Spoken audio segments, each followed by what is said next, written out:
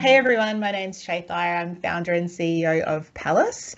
So I help women leading established businesses to achieve financial clarity and stability. So for those of you that are kind of familiar with what we do as consulting CFOs or virtual CFOs or fractional CFOs or whatever your favorite word is there, this is a lot of what you would kind of expect: systems, processes, cash flow management strategies, and all the things. But we're on a bit of a mission over here. So we believe that financial independence is the most effective way for us as women to stay safe in this world and to live a happy life. So a big part of what we do is lifting business wisdom with our clients, prioritizing herself in her journey, and also decision support.